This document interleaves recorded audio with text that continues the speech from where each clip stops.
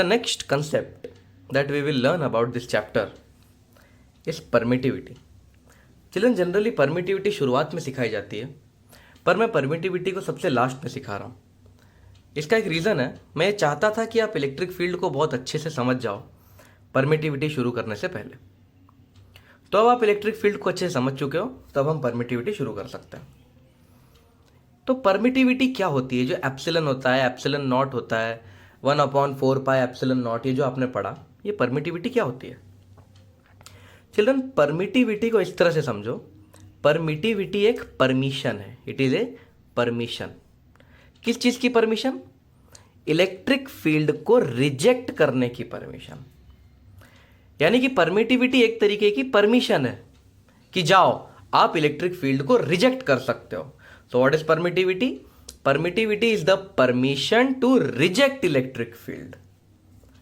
अलग अलग मटेरियल्स की परमिटिविटी अलग अलग होती है.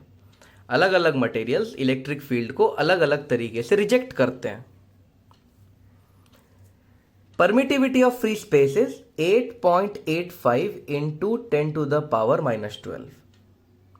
और ये सबसे कम परमिटिविटी है. यानी कि फ्री स्पेस को सबसे कम परमिशन है इलेक्ट्रिक फील्ड को रिजेक्ट करने की. तो सबसे कम इलेक्ट्रिक फील्ड कौन रिजेक्ट करता है? Free space. फ्री स्पेस यानी कि वैक्यूम. तो वैक्यूम इलेक्ट्रिक फील्ड को आसानी से रिजेक्ट नहीं कर पाता, इसीलिए उसके पास जो रिजेक्ट करने की परमिशन है वो कम है, इसीलिए उसकी परमिटिविटी सबसे कम है. The permittivity of free space is this. तो सबसे कम कौन रिजेक्ट करता है इलेक्ट्रिक फील्ड को? सबसे कम रिजेक्ट करता है इलेक्ट्रिक फील्ड को फ्री स्पेस यानी कि वैक्यूम. वैक्यूम इलेक्ट्रिक फील्ड को सबसे कम अपोज करता है, सबसे कम रिजेक्ट करता है. Permittivity of water is approximately 7.08 into 10⁻⁻10. Okay, तो वाटर की परमिटिविटी क्या है? 7.08 इंटू 10⁻⁻10. आप देख सकते हैं स्पेस के पास -12 का पावर है, जबकि इसके पास -10 का पावर है. यानी कि वाटर को ज्यादा परमिशन मिली हुई है. देखो, वाटर की परमिटिविटी ज्यादा है, इसके पास कितनी है? 10⁻⁻12. इसकी परमिटिविटी कितनी है फ्री स्पेस की? 10⁻⁻12 के रेंज में. और पानी की परमिटिविटी 10⁻⁻10. तो परमिटिविटी ऑफ वाटर ज्यादा है ना, यानी पानी को इलेक्ट्रिक फील्ड रिजेक्ट करने की ज्यादा परमिशन है. Water can reject more electric field as compare to free space. अब चलिए एक काम करते हैं, इन दोनों का रेशियो ले लेते हैं. Permittivity of water, so permittivity of water upon permittivity of free space. Free space माने वैक्यूम. इन दोनों का रेशियो लेते हैं.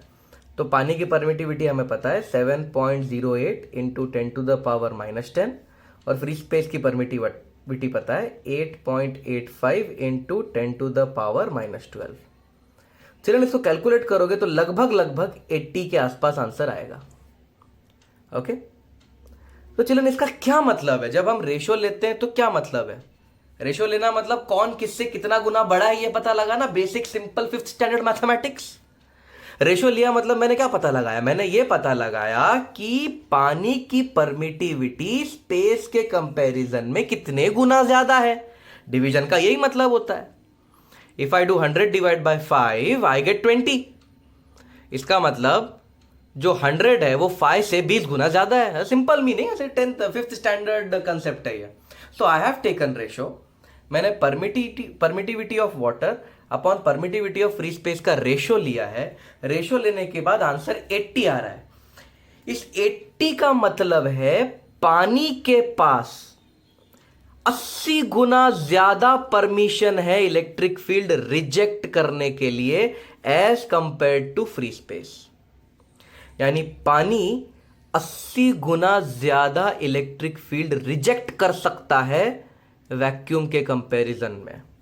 तो इस रेशो को हम कहते हैं रिलेटिव परमिटिविटी.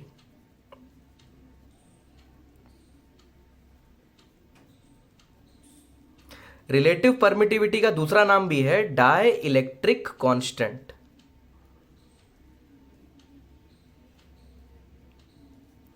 तो चिल्ड्रन, पानी की जो रिलेटिव परमिटिविटी है वो 80 है। इसका मतलब पानी 80 गुना ज्यादा इलेक्ट्रिक फील्ड रिजेक्ट करेगा स्पेस के कंपैरिजन में। अगर रिलेटिव परमिटिविटी 10 हो किसी मटेरियल की, तो वो मटेरियल 10 गुना ज्यादा इलेक्ट्रिक फील्ड रिजेक्ट करेगा। तो रिलेटिव परमिटिविटी जितनी ज्यादा, इलेक्ट्रिक फील्ड को रिजेक्ट करने की परमिशन उतनी ज्यादा। रिलेटिव परमिटिविटी 2 है, तो स्पेस के कंपैरिजन में 2 गुना ज्यादा इलेक्ट्रिक फील्ड रिजेक्ट हो जाएगा। तो चिल्ड्रन, इन 2 क्वेश्चन की मदद से हम रिलेटिव परमिटिविटी को डाइलेक्ट्रिक कांस्टेंट भी कहते हैं, ध्यान रखना, ठीक है। इन 2 क्वेश्चन की मदद से हम रिलेटिव परमिटिविटी के बारे में और ठीक से जानेंगे। Relative permittivity of butanoic acid is 3। तो रिलेटिव परमिटिविटी का सिंबल हम ये लिखेंगे, परमिटिविटी रिलेटिव 3। रिलेटिव परमिटिविटी 3 है। If the electric field in the space near acid sample is 300 Newton पर कूलम। तो ये हमारा ब्यूटेनोइक एसिड है, इसका सैंपल है ब्यूटेनोइक एसिड का, रैंडम शेप ले लिया है मैंने। ब्यूटेनोइक एसिड का सैंपल है और स्पेस में यानी कि इसके आजू बाजू बाहर की तरफ इलेक्ट्रिक फील्ड है 300 न्यूटन पर कूलम। तो इसके अंदर कितना इलेक्ट्रिक फील्ड होगा? तो चिल्ड्रन, रिलेटिव परमिटिविटी का क्या कंसेप्ट है? स्पेस के कंपैरिजन में कितने गुना ज्यादा परमिशन है। तो चिल्ड्रन, ब्यूटेनोइक एसिड की रिलेटिव परमिटिविटी 3 है। इसका मतलब स्पेस के कंपैरिजन में इलेक्ट्रिक फील्ड 3 गुना कम हो जाएगा। क्यों? क्योंकि इलेक्ट्रिक फील्ड को 3 गुना ज्यादा रिजेक्ट करेगा। तो children, what is the electric field in butanoic acid? Electric field in butanoic acid is electric field in space divide by relative permittivity। तो स्पेस में है 300 और ये है 3, तो आंसर आ जाएगा 100 न्यूटन पर कूलम। तो इलेक्ट्रिक फील्ड बाहर 300 न्यूटन पर कूलम है और अंदर घुसने के बाद कितना हो गया? 100 न्यूटन पर कूलम। तो देखो, रिलेटिव परमिटिविटी 3 है, तो इलेक्ट्रिक फील्ड को 3 गुना रिजेक्ट कर दिया, मतलब इलेक्ट्रिक फील्ड 3 गुना कम हो गया। तो 300 का हो गया 100। अगला क्वेश्चन, 3 मटेरियल्स है, तीनों की रिलेटिव परमिटिविटी दी है। इसकी रिलेटिव परमिटिविटी है 10, इसकी रिलेटिव परमिटिविटी है 5 और इसकी रिलेटिव परमिटिविटी है 2। बाहर के फ्री स्पेस में 100 न्यूटन पर कूलम का इलेक्ट्रिक फील्ड है। देखो, यहां पे फ्री स्पेस में 100 न्यूटन पर कूलम का इलेक्ट्रिक फील्ड है। तो यहां कितना इलेक्ट्रिक फील्ड है, यहां कितना इलेक्ट्रिक फील्ड है और यहां कितना इलेक्ट्रिक फील्ड है, ये पूछा है। चलन, ये देखो, इसके पास 10 गुना परमिशन है फील्ड रिजेक्ट करने का। अगर बाहर 100 न्यूटन पर कूलम है तो इसके अंदर 10 गुना कम हो जाएगी। 100 को 10 गुना कम करोगे यानी कि 100 को 10 से डिवाइड करोगे तो आंसर क्या आएगा? 10 न्यूटन पर कूलम। अब चिल्ड्रन, यहां पे बच्चे करते हैं गलती। इसकी रिलेटिव परमिटिविटी है 5 और यहां पे है 10 न्यूटन पर कूलम। वो इस 10 को 5 से डिवाइड कर देते हैं। बिल्कुल गलत। क्यों गलत? क्योंकि रिलेटिव परमिटिविटी में कंपैरिजन हमेशा स्पेस के साथ होता है। डेफिनेशन देखो रिलेटिव परमिटिविटी का, it is the permittivity of material upon the permittivity of free space. तो रिलेटिव परमिटिविटी में कंपैरिजन स्पेस के साथ ही होगा, उसी तरीके से ही डिफाइंड है वो। तो अगर रिलेटिव परमिटिविटी 5 है यानी स्पेस के कंपैरिजन में 5 गुना कम फील्ड। स्पेस में कितना है? 100। तो 100 को 5 से डिवाइड करेंगे तो इस मटेरियल के अंदर 20 न्यूटन पर कूलम का इलेक्ट्रिक फील्ड है। यहां रिलेटिव परमिटिविटी 2 है, मतलब स्पेस के कंपैरिजन में 2 गुना कम। स्पेस 100 है, 2 गुना कम इलेक्ट्रिक फील्ड इसके अंदर घुसेगा, तो इसके अंदर घुसेगा 50 न्यूटन पर कूलम। तो इसके पास 10 गुना ज्यादा परमिशन है रिजेक्ट करने की, इसके पास 5 गुना ज्यादा परमिशन है रिजेक्ट करने की, इसके पास 2 गुना ज्यादा परमिशन है रिजेक्ट करने की। इसीलिए इनके अंदर इलेक्ट्रिक फील्ड्स कम है। अगला क्वेश्चन चिल्ड्रन, दो चार्जेस हैं 20 माइक्रोकूलम और 4 माइक्रोकूलम। बना देता हूं आपके लिए, 20 माइक्रोकूलम और 4 माइक्रोकूलम। दोनों के बीच में 3 मीटर का गैप है और दोनों पानी में है, स्पेस में नहीं। देखो, बोथ आर इन वाटर, तो ये दोनों पानी में है, तो बीच में पूरा पानी भरा हुआ है। इन दोनों के बीच में कितना फोर्स लगेगा? तो चलिए ना, आप फोर्स का फॉर्मूला तो जानते ही हो। फोर्स इज इक्वल्स टू के Q1 Q2 by r square. Therefore force equal to, children मैंने आपको बहुत पहले बताया था k का वैल्यू 1/4πε0 भी होता है। तो k की जगह मैं लिख सकता हूं 1/4πε Q1 Q2 by r square.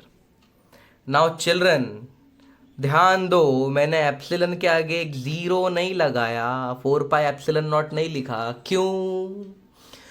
क्योंकि अगर मैं यहां पे ε0 लिख दूं तो ये तो फ्री स्पेस का फॉर्मूला बन जाएगा, परमिटिविटी ऑफ फ्री स्पेस बन जाएगी। पर क्या हमारे चार्जेस फ्री स्पेस में रखे हैं?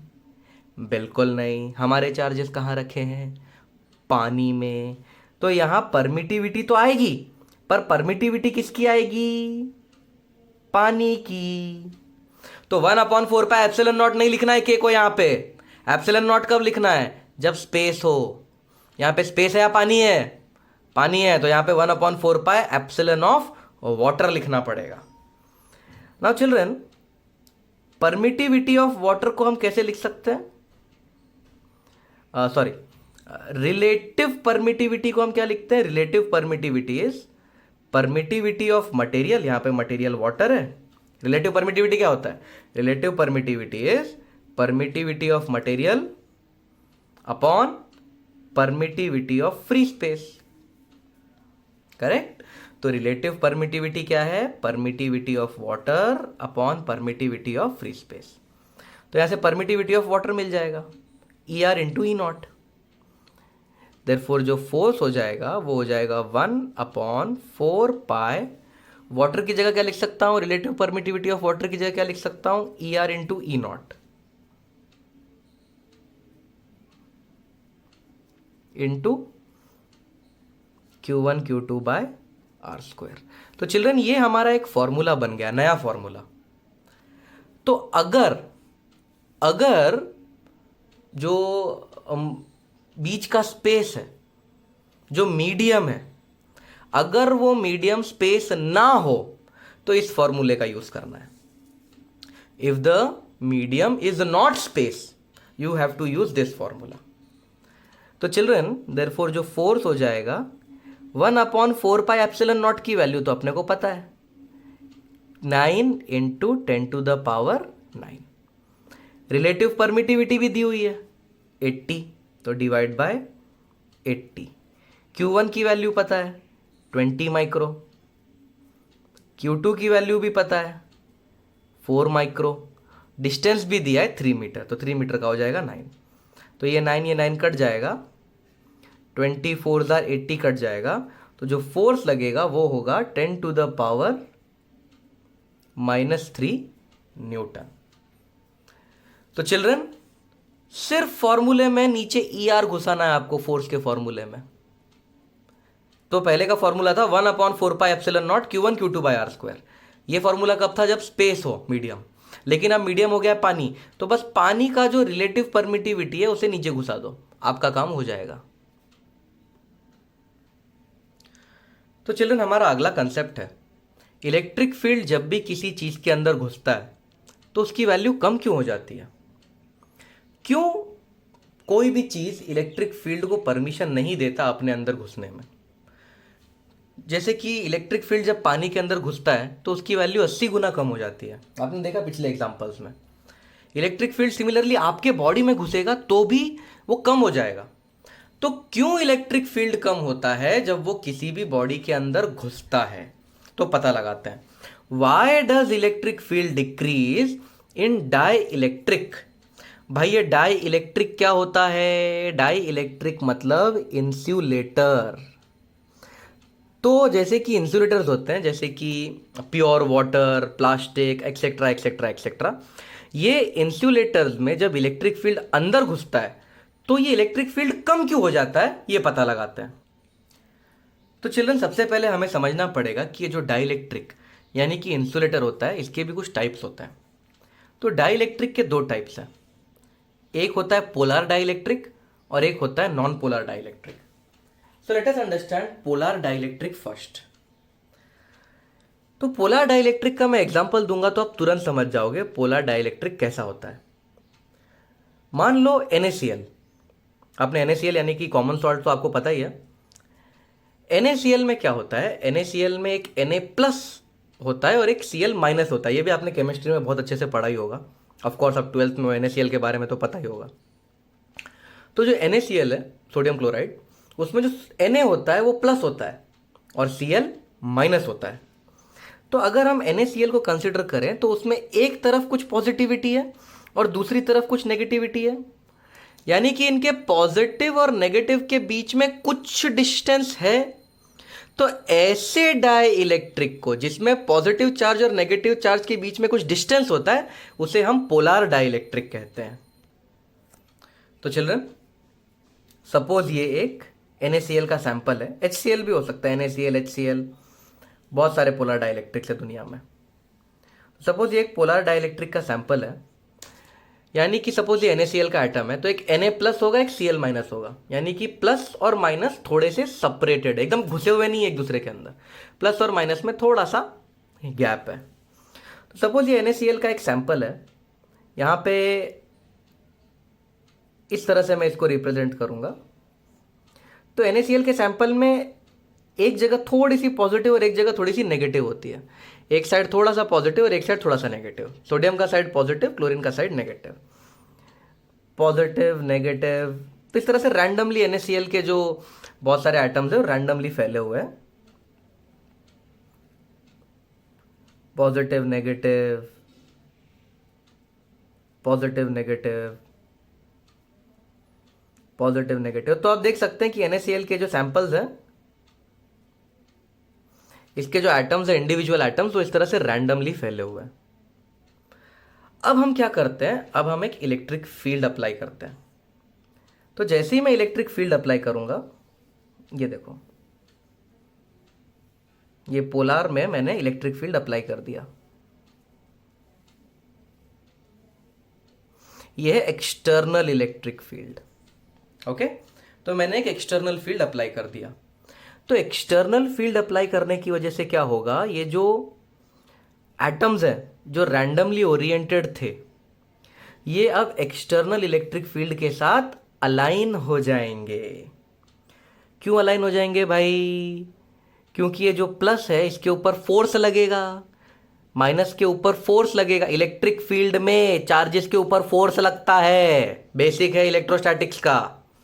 तो ये इलेक्ट्रिक फील्ड है और ये चार्जेस है जो थोड़े से सेपरेटेड है एक दूसरे से, तो इस प्लस के ऊपर भी एक फोर्स लगेगा, माइनस के ऊपर भी एक फोर्स लगेगा, और ये कुछ इस तरीके से अलाइन हो जाएंगे चिल्ड्रन इलेक्ट्रिक फील्ड के साथ। तो जो रैंडमली ओरिएंटेड एटम्स थे वो कुछ इस तरीके से अलाइन हो गए। ऑफ कोर्स प्लस कहाँ जाता है, प्लस कहाँ अट्रैक्ट होता है? इलेक्ट्रिक फील्ड के साथ अट्रैक्ट होता है। तो अगर इलेक्ट्रिक फील्ड इधर है तो सारे प्लस चार्जेस इस तरफ जमा हो जाएंगे और सारे माइनस चार्जेस कुछ इस तरह से जमा हो जाएंगे। तो चिल्ड्रन, ये जो रैंडम ओरिएंटेशन था ये अब कुछ इस तरीके का हो चुका है। अब आप बहुत ही ध्यान से देखो क्या हुआ यहां पे। तो ये randomly oriented atoms, external electric field लगाया तो इस तरह से ओरिएंट हो गए। अब बहुत सारे प्लस इस तरफ हैं और बहुत सारे माइनस इस तरफ है। देखो, प्लस इस तरफ और माइनस इस तरफ। So plus is towards the right side, minus is towards the left side. तो ये प्लस से माइनस एक और इलेक्ट्रिक फील्ड बनाएंगे, ये अपना इलेक्ट्रिक फील्ड बना रहे होंगे कुछ इस तरह से, प्लस से माइनस, प्लस से माइनस, प्लस से माइनस। तो चिल्ड्रन, ये जो मैंने लाल कलर से बनाया है ये इंटरनल इलेक्ट्रिक फील्ड है, करेक्ट ना? जो प्लस से माइनस एक इंटरनल इलेक्ट्रिक फील्ड बनेगा, पॉजिटिव से नेगेटिव इलेक्ट्रिक फील्ड बनता ही है। तो यहां पे एक इलेक्ट्रिक फील्ड बनेगा from positive to negative. So this is the internal electric field. तो जो इंटरनल इलेक्ट्रिक फील्ड बन रहा है वो एक्सटर्नल इलेक्ट्रिक फील्ड को क्या कर रहा है? देखो, वो एक्सटर्नल इलेक्ट्रिक फील्ड को कैंसल करने की कोशिश कर रहा है, अपोज करने की कोशिश कर रहा है। तो जो नेट इलेक्ट्रिक फील्ड होगा, इलेक्ट्रिक फील्ड नेट इन dielectric,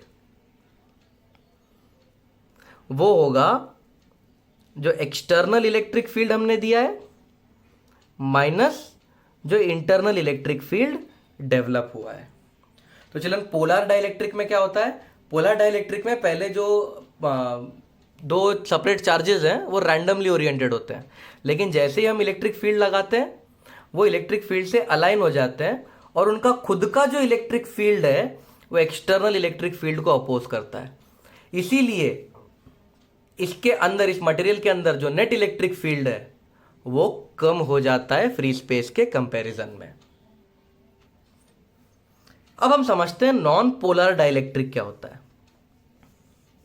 children, non polar dielectric में पॉजिटिव और नेगेटिव चार्जेस इस तरह से सेपरेट नहीं होते।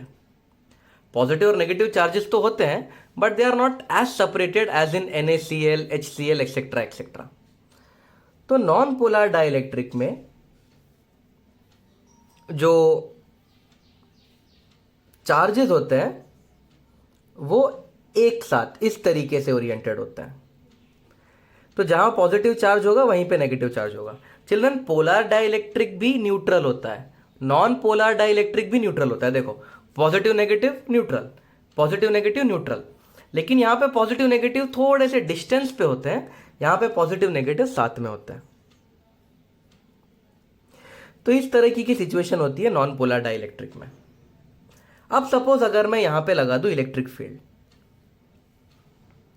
ये हमने लगा दिया external electric field, this is the electric field external. तो चलिए, ये जो पॉजिटिव नेगेटिव साथ में होते हैं नॉन पोलर डाइलेक्ट्रिक में, ये सेपरेट होके कुछ ऐसे हो जाते हैं। देखो,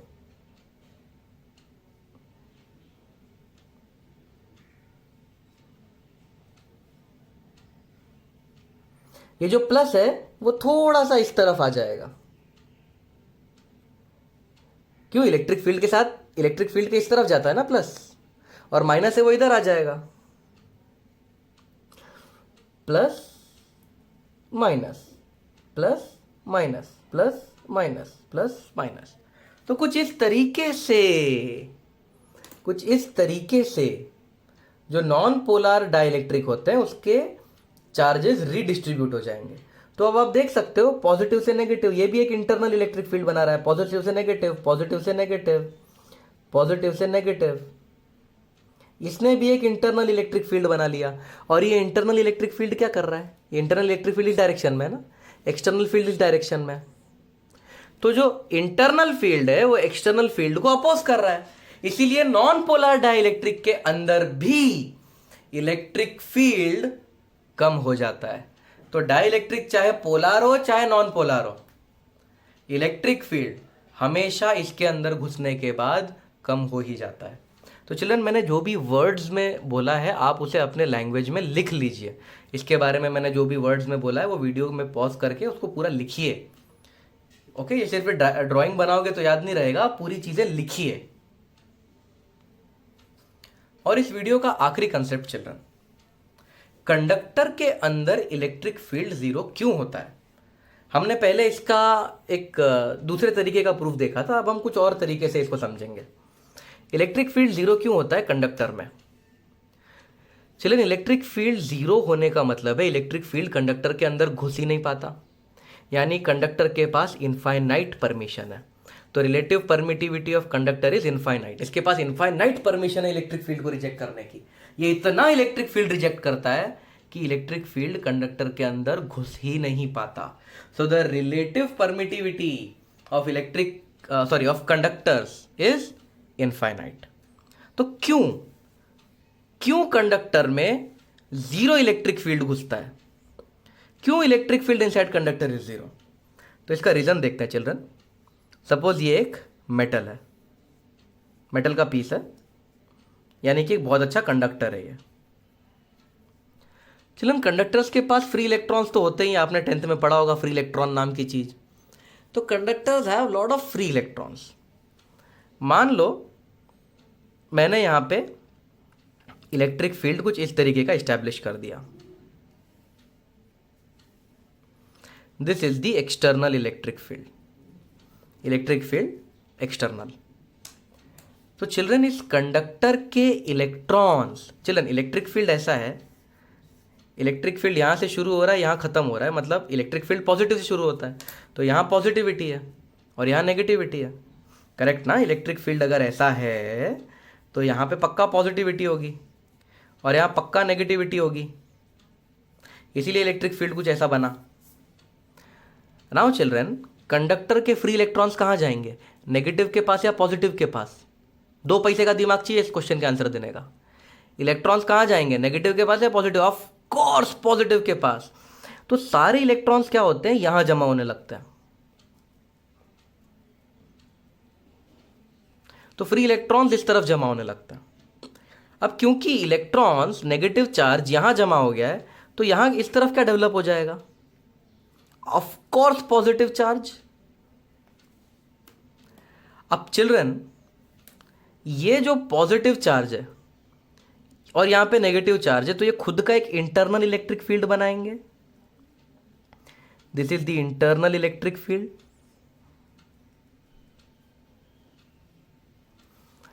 और चिल्ड्रन, ये इंटरनल इलेक्ट्रिक फील्ड इतना स्ट्रांग होता है कि ये एक्सटर्नल के इक्वल हो जाता है।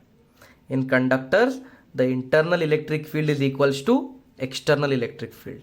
यहां पे तब तक इलेक्ट्रॉन्स जमा होते रहते हैं जब तक इंटरनल इलेक्ट्रिक फील्ड एक्सटर्नल के इक्वल ना हो जाए। अब एक्सटर्नल है टूवर्ड्स राइट, इंटरनल है टूवर्ड्स लेफ्ट, तो जो नेट इलेक्ट्रिक फील्ड है कंडक्टर के अंदर वो हो जाएगा 0। तो ये जो मैंने वर्ड्स में बोले हैं ये आप पूरी तरीके से लिख लीजिए, इसके नोट्स बनाइए अच्छे से।